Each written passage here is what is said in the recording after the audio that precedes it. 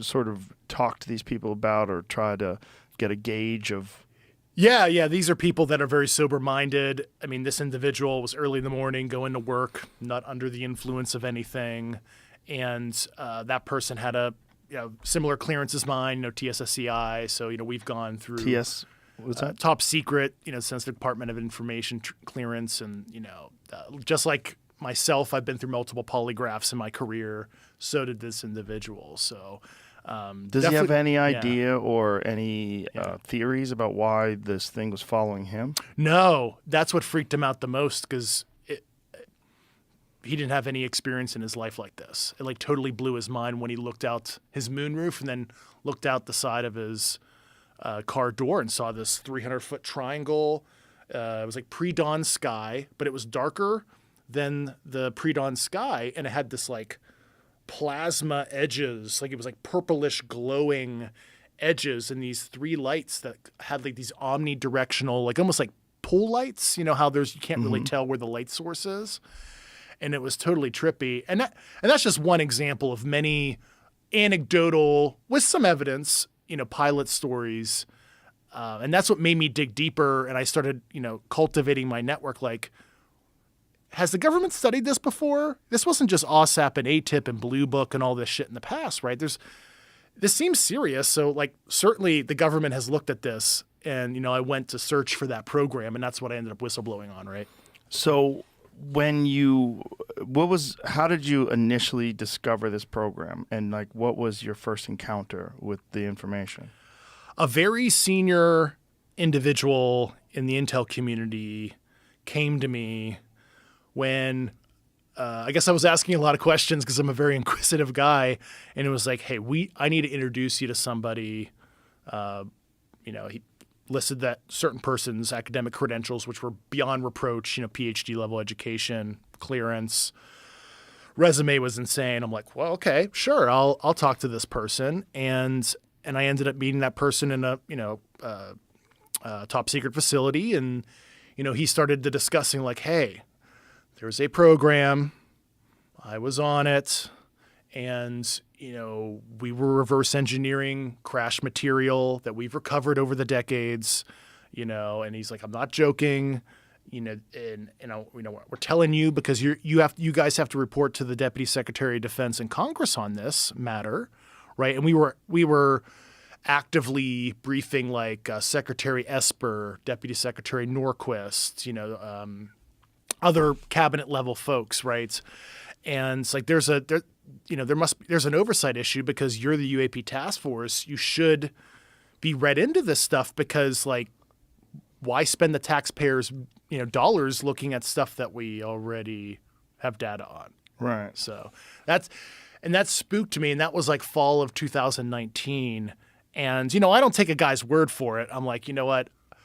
Myself and my trusted colleagues that had a lot of special accesses like me, we cultivated our network, and we ultimately interviewed about 40 people or so, all the way up to multi-star generals, directors of agencies, mid-level guys that literally touched it, worked inside of it, all the stuff. They brought intel reports for me to look at, documents, and a lot of that I could cross-verify with other oral sources that my high-level colleagues or I talked to, and it checked out. Especially when I had enough information on, and I know who specifically to ask. Hey, well, I want read into this.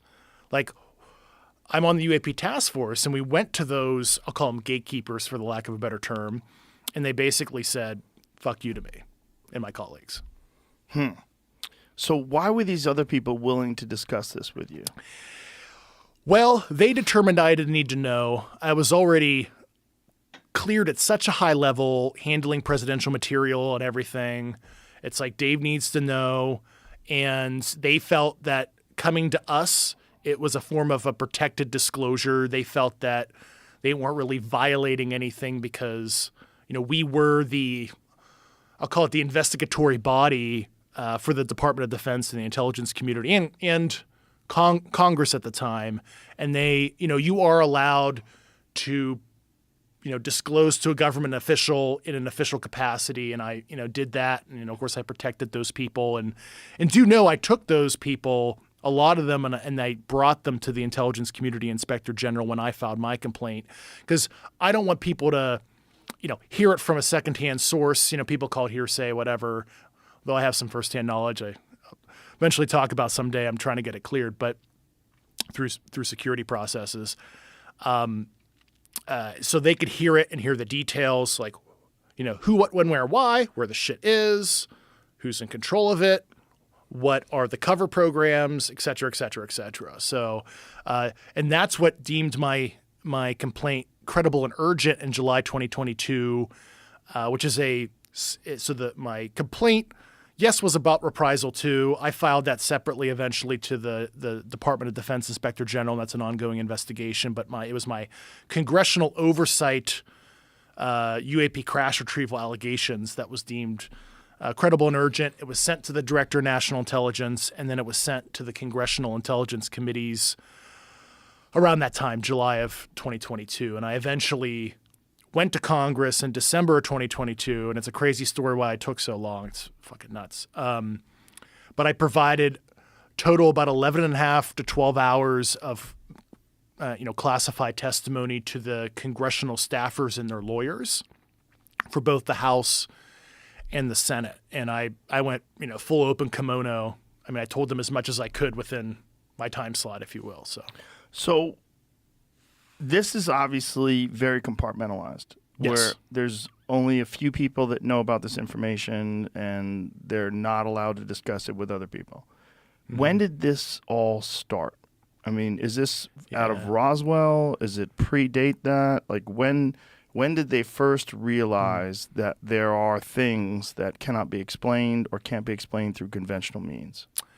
Yeah, I mean, the program goes back a ways. The precise beginning of it, I can't talk about, but I did, because of security stuff, but I did talk about publicly the 1933 retrieval, and I did that tactically, and I ran that through the Security Approval Office because I wanted to show that this is much older and it's international. It's not like a U.S. thing. I mean, this stuff is landing or crashing around the world, and unexpected countries have had this happen, and that's why I picked that, because I thought that was a interesting case. And then, of course, Pope Pius XII and the Vatican were involved, back-channeling it through the OSS, which became the CIA later, to FDR, and that's how the U.S. knew something weird happened in Italy right before World War II. But so this is